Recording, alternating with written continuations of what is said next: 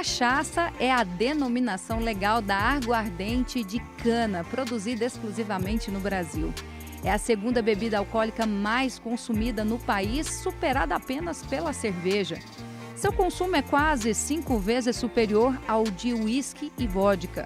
A produção brasileira é de 1,2 bilhão de litros, com faturamento anual do setor de mais de 2 bilhões de reais.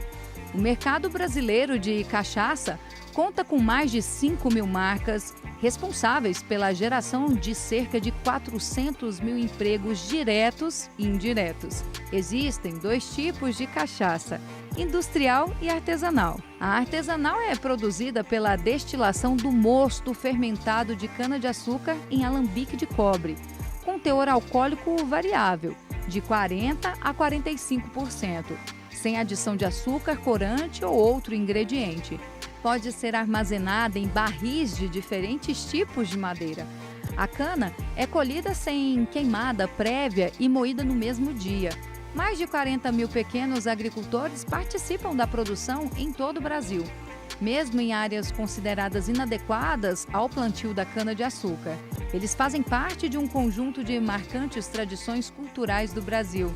O pesquisador Evaristo de Miranda conversa sobre a produção de cachaça com Celito Antônio Bordim, gaúcho, filho de agricultor e neto de alambiqueiro, economista e engenheiro agrônomo. Ele resgatou a tradição do seu avô produzindo cachaça de alambique em Xanxerê, em Santa Catarina. Conquistou medalhas de prata e de ouro em todas as cachaças que produziu, tanto na maior vitrine de cachaças do mundo, a Expo Cachaça, em Belo Horizonte, e como no Concurso Internacional de Bruxelas. Olá, bem-vindos ao Brasil Verde, um programa dedicado à sustentabilidade da agropecuária brasileira. E parte da sustentabilidade da agricultura vem da capacidade de muitos produtores de agregarem valor à sua produção agropecuária. Existem várias cadeias que fazem isso, mas na cana-de-açúcar, uma das cadeias muito relevantes no Brasil é a da produção em loco de cachaça. Mais de 40 mil produtores no Brasil produzem cachaça, de diversas qualidades, com diversas características, mas o setor todo gera aí como 1,2 bilhão de litros de cachaça por ano. A cachaça tem evoluído, não é? Depois da cerveja, é a segunda bebida alcoólica mais consumida no Brasil. Ela evolui em qualidade. E existem os pioneiros, aqueles que são liderança nisso. E hoje nós vamos conversar com o Celito Bordim. Ele é um exemplo de um produtor de cachaça de muita qualidade, que emprega inovação, tecnologia e que vem recebendo todos os prêmios por isso. Bem-vindo ao Brasil Verde, Celito. Ok, obrigado pelo convite. Não, nós é que agradecemos a sua disponibilidade. Você está em Xanxerê aí, não é? Em Santa Catarina, não é? Isso, Xanxerê, oeste de Santa Catarina. Celito, eu queria, antes da gente entrar no tema mesmo da cachaça, né? Acho que você não nasceu num alambique, né? Você podia contar para nós um pouco a sua história, onde é que você nasceu e como é que foi a sua carreira até entrar nesse ramo e ser hoje um produtor premiado de cachaça no Brasil. Pois é, Evaristo, quando me perguntam sobre a cachaça, eu peço permissão para contar um pouco da minha história, para saber por que é que eu cheguei a esse ponto de produzir cachaça nesse estágio da minha vida. Então eu começo dizendo que eu sou um gaúcho que nasci no município de Erechim, na colônia, em 1951. Então dá para ver que eu já tenho 72 aninhos, bem conservados aí na cachaça, né? Eu nasci e quando meu pai casou com minha mãe, eles eram jovens, 24 anos, meu pai, 20 minha mãe, e ele foi meu avô, do meu nono. É esse camarada que você poderá ver aqui em cima, no meu ombro, aí você pode ver a foto dele, tá? Era uma casa grande e a maioria dos filhos já tinham casado, já tinham ido embora e tinha quarto sobrando, então ele foi morar com o meu nono, com o meu avô. Eu nasci ali nesse ambiente. Enquanto meu pai e minha mãe, jovens, iam para a roça, porque nessa época não havia máquina nenhuma, era tudo no braço, me contaram que assim que eu comecei a caminhar, meu avô já me levou para o porão. O meu avô, nessa época com 50 e poucos anos, ele já não ia mais para a roça, mas ele criava um gadinho, de vez em quando abatia uma reis, vendia um pouco da carne para uma comunidade vizinha, e o que sobrava eles cozinhavam e colocavam naquelas latas com banha para se conservar, porque não havia geladeira. Então, assim, meu avô trabalhava também com o couro, ele curtia o couro, tratava, fazia tentos, desses tentos ele fazia laços, fazia alguns equipamentos, eu diria assim, de montaria. E eu convivia ali com ele, porém ele também fazia cachaça e fazia vinho. Como todo bom italiano, ele toma aquela sua cachaçinha antes do almoço e um vinho na refeição. Então eu me criei nesse ambiente aí, sendo que um belo dia ele sentiu algum mal-estar e encilhou uma mula marchadeira que ele tinha, se vestiu de gaúcho, como ele sempre costumava fazer ao sair de casa, e foi para Jacutinga do Sul, um distrito de Erechim onde tinha médico. Ele voltou 8 dias depois dentro de um caixão morto, cara. Eu tinha 9 anos de idade. Então você imagina que a minha tristeza foi talvez maior do que se tivesse falecido meu pai, porque eu convivia mais com esse meu avô do que com meu próprio pai, porque vivia na roça. Enfim, a terra era pouca, foi vendida, minha avó e meu pai se mudaram para Santa Catarina, meu pai foi para o Irani, começou a trabalhar de serrador, e minha avó veio para perto dos outros filhos que havia aqui em Santa Catarina já casados. A vida seguiu e éramos eu, mais velho, e mais 4, éramos 5 filhos. Então você imagina a dificuldade, né, de quem estava acostumado a ter comida à vontade lá na roça, começou a ficar difícil o negócio. Bem, eu trabalho desde os 10 anos de idade. Meu primeiro trabalho foi cavar buraco de cerca, lá no Irani.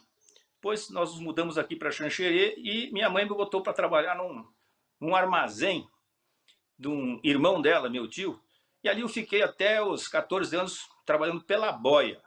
Minha mãe dizia, vai lá que tu vai pegar experiência de comércio e tal, e tal, e tal. Mas enfim, eu estudava na escola pública e resolvi fazer um concurso para entrar numa escola particular. Consegui entrar no La Salle, só que aí complicou porque eu não tinha grana para pagar a mensalidade. Meu pai conseguiu meia bolsa, minha mãe começou a lavar roupa e eu troquei de emprego. Fui trabalhar de garçom para poder pagar a minha escola. Depois disso aí eu fui chapa de transportadora. Então, dos 15 até os 18 anos eu trabalhei como chapa de transportadora, carregando, descarregando, mas segui sempre um exemplo do meu pai. Meu pai dizia assim, ó meu filho, eu não vou ter capital para deixar para você, mas você estuda para ser bancário ou militar, que daí você vai se dar bem. Então, nunca deixei de estudar, embora sempre trabalhando. E na minha casa sempre se manteve aquele sistema de, ao domingo, meu pai fazia uma caipira, servia para minha mãe, para mim, para todos os filhos, embora de menores, com moderação, tá? E quando eu ia para as festas com meus amigos, nos bailinhos, né? Todos eles um pouco mais abastados que eu, tomavam um Cuba, que é Coca ou Pepsi com rum. E eu tomava samba. Eu tomava samba por quê? Porque a samba era com cachaça e era mais barato. Mas, de alguma forma, a cachaça continuou aí na minha vida, né? E assim foi. O fato é que, com 19 anos, eu concluí o 2º grau aqui em Xanxerê, Escola Técnica de Comércio, ou seja, vulgo contabilista, e eu resolvi ir para Curitiba, onde eu tinha uns amigos. A minha intenção era fazer um vestibular e galgar um curso superior. Cheguei em Curitiba, fui morar numa república, eu e mais 11, imagina só. E, claro, a primeira coisa que fui fazer foi arranjar um emprego. Arranjei um emprego, só que quando fui ver o salário não dava para pagar a minha comida e também a escola, o cursinho pré-vestibular. Oi. Nós estamos quase chegando na metade do programa já. Quero saber rápido como é que você chegou na cachaça, que nós já vamos para o intervalo, já foi meio programa. Tá bom. Bom, o fato é, meu amigo, que eu fiz o que era possível como vestibulando. Consultei um professor de matemática, Oriovisto Guimarães, por acaso hoje ele é político, senador. Ele falou assim, faz economia, que é o que tem, que você pode fazer na federal, que você não pode pagar, e é o que tem à noite. E assim eu fiz. E como economista eu acabei no Banco Central, no lugar que ninguém queria ir, que era Belém do Pará. Cheguei em Belém do Pará, o que eu me defronto quando fui visitar o Ver-o-Peso? As barcas que vinham das ilhas e vendiam cachaça. De novo, fui lá e comprei um garrafão, para você ver que a cachaça esteve sempre presente na minha vida, não como, eu diria assim, um alcoólatra, mas como um aperitivo saudável. Aposentei aos 46 anos, com 32 de previdência, voltei para Xanxerê. Aí eu perguntava para o meu pai, por que meu avô morreu daquele jeito? Ele falava, não, o médico falou que ele morreu de cirrose porque bebia cachaça. Falei, caramba, como é que eu vou... Agora vou ter que parar de beber minha cachaça ou vou morrer de cirrose? Fiz um check-up e não deu nada. Falei, a partir de agora, então eu vou fazer o seguinte, eu vou fazer minha cachaça. Bom, eu comecei a estudar cachaça, mas me defrontei com uma situação muito crítica. Eu não sabia nada de química, física, nem biologia, enfim. Tinha que saber no mínimo de química e física para poder entender o que eu fazia. Conversava com alguns alambiqueiros aí, eu perguntava, como é que você faz a cachaça? Não, eu separo isso, separo aquilo, aproveito. Mas por que faz? Ninguém me explicava. Eu resolvi então ir na Expo Cachaça em Belo Horizonte em 2002. Eu tinha feito a primeira alambicada aqui, uma pequena alambicada, tinha ficado bom, mas eu quis saber um pouco mais sobre a cachaça. Cheguei lá, assisti algumas palestras do pessoal da Exalc, da Universidade Federal de Minas Gerais, do próprio Sebrae, e numa palestra o palestrante falou o seguinte, ó, cachaça se faz com caldo fresco de cana. Caldo fresco de cana tem 3 açúcares, sacarose, frutose e levulose. Isso aí, quando fermenta, vira 15 álcoois diferentes. Falei, como é que é, mestre? 15 álcoois diferentes? Que história é essa? Álcool não é álcool? Qualquer um. Não, depende da cadeia carbônica. Aí lascou-se, meu amigo. Falei, o que é isso? Ele falou assim, a cadeia carbônica quer dizer o seguinte, quantos carbonos tem na molécula do álcool? E na cachaça, o álcool pode ter um carbono, chama metanol. 2 carbonos, etanol, butanol, propanol. Sempre que é nol é álcool e o prefixo diz quantos carbonos tem na molécula. Falei, e o que tem a ver isso com a cachaça? Tem a ver que cada um ferve, tem um ponto de ebulição numa temperatura. E o primeiro que ferve é o metanol, que tem um carbono só, por isso que ele é muito leve. A 80 e poucos graus de temperatura, ele já evapora e esta cachaça, ela contém um elemento tóxico. O metanol não é saudável, não é potável. Tem que separar, por isso chama cabeça, porque é o primeiro que nasce. Na sequência vem o álcool etílico, o etanol, que tem 2 ou mais carbonos, e aí esse álcool é potável, chama-se o coração da cachaça. No final, já quando a temperatura está lá perto dos 96 graus Celsius, começa a sair os álcoois pesados, vai sair o furfural, uma oleosidade chamada óleo fuso, e isso é indigesto. Então, uma boa cachaça, você tem que saber separar as porções. Falei, caramba, se eu não aprender química, eu não vou saber fazer uma cachaça com conhecimento. O que é que eu fiz? Voltei para Xanxerê e cheguei aqui na UNOESC, Universidade do Oeste Catarinense. Escuta, vocês têm curso de química aí? O cara olhou para mim e olhou, escuta, você com 50 e poucos anos vai querer montar um laboratório agora? Você já não trabalha aqui com móveis, não sei. Falei, não, mas é que eu estou fazendo cachaça e eu quero entender do processo. Ah, mas o ano que vem vai ter aqui o vestibular de agronomia. Falei, e agronomia tem química? Falei, sim, agronomia é pura química. Tá bom, vou fazer o vestibular. Era o primeiro vestibular da universidade aqui. Eu me inscrevi e tirei primeiro lugar. Sabe quanto tirei em química? 0. Mas em compensação eu tirei uma boa nota em matemática, em português, em redação. E eu entrei na faculdade de agronomia e são 14 anos que eu sou agrônomo. A partir daí eu comecei a fazer cachaça com esmero, com conhecimento de causa. Voltei a Minas Gerais, fiz alguns treinamentos lá, tive o título de mestre alambiqueiro e comecei a fazer uma cachaça de fato com qualidade. E a partir daí eu passei a receber prêmios. Por exemplo, aqui eu tenho a mãe de todas, que é a branquinha, com medalha de ouro na Expo Cachaça. Conquistei agora prata na Bélgica. Repeti prata de novo agora no concurso de Bruxelas, que aconteceu na Itália. E a partir dela veio Carvalho, 5 anos de envelhecimento, com 5 medalhas. Olha, nós já chegamos na metade do programa. Nós vamos fazer um intervalo e depois voltamos com você para falar justamente sobre sua cachaça. Nós paramos um minutinho e a gente volta já já.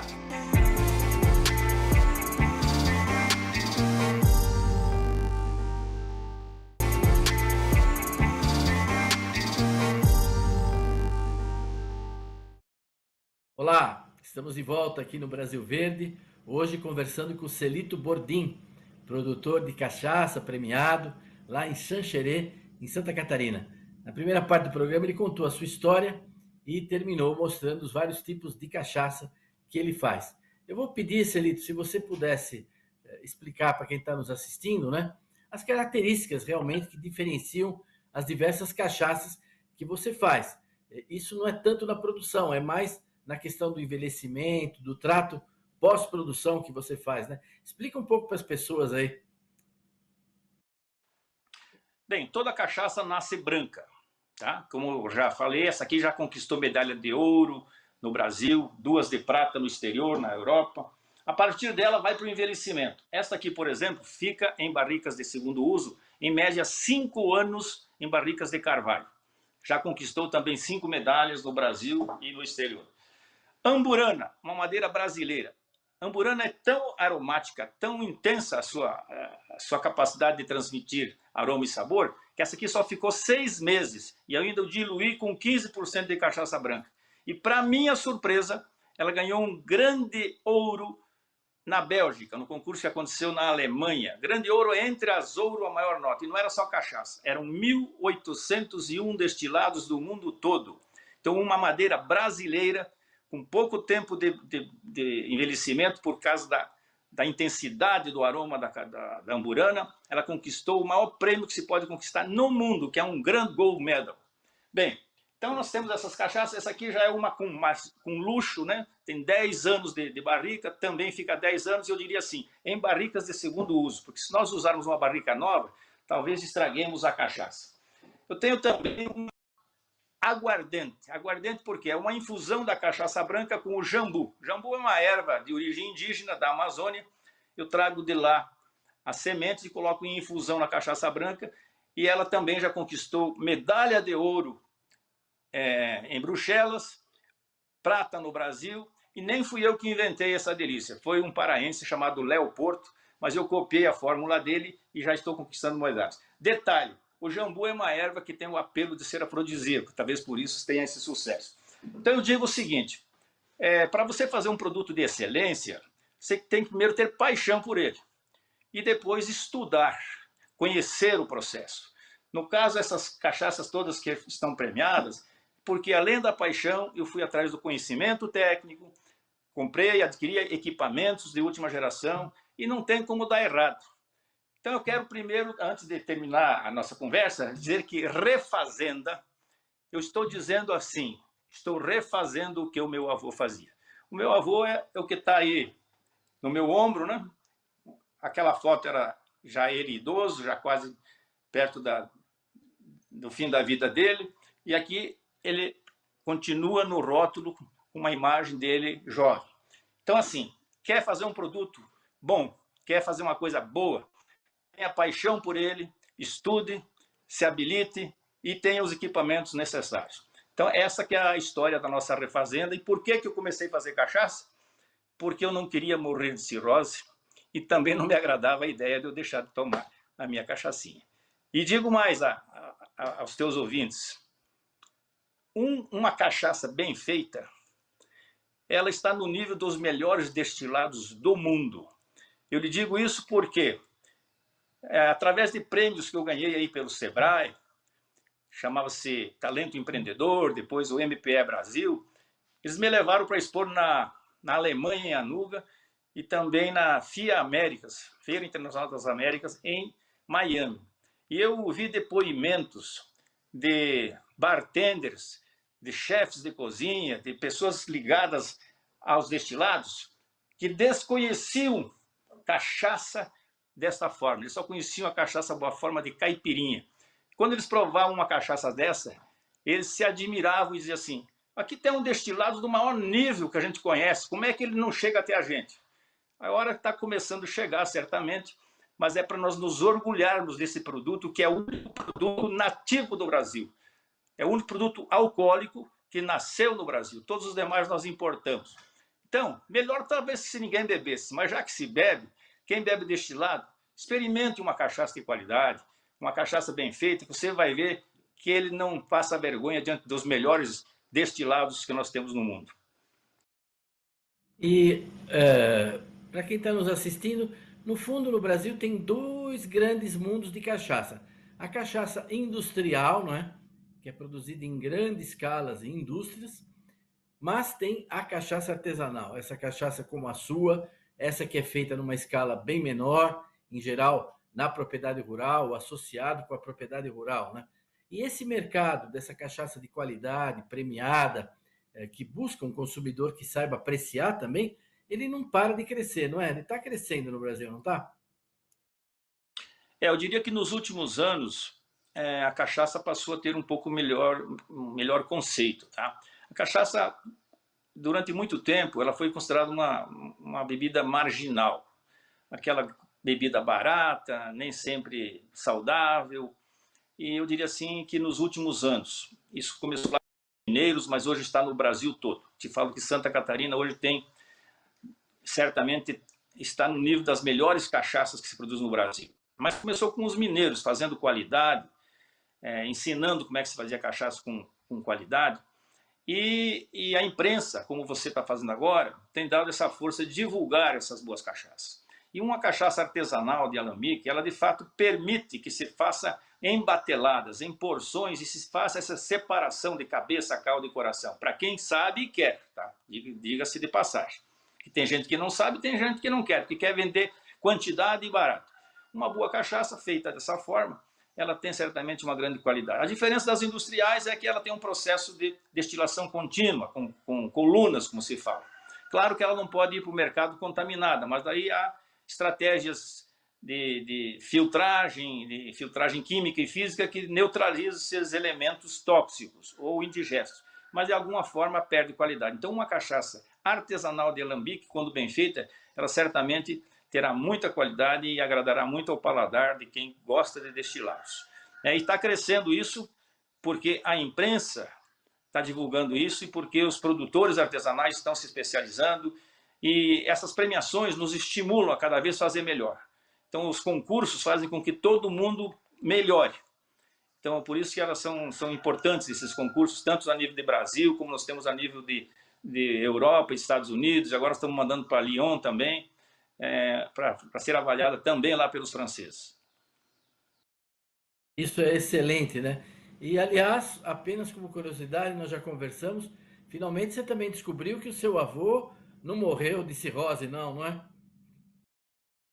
O meu irmão mais novo está fazendo cidadania italiana e ele foi lá em Jacutinga do Sul, que agora, lá onde eu nasci, pertencia a Erechim, mas agora é um município de Jacutinga do Sul. Sendo que lá onde eu nasci ainda continua a colônia, continua a roça. Meu irmão foi lá buscar o atestado de óbito do meu avô para compor a documentação da cidadania e lá está escrito que ele morreu com um problema cardíaco.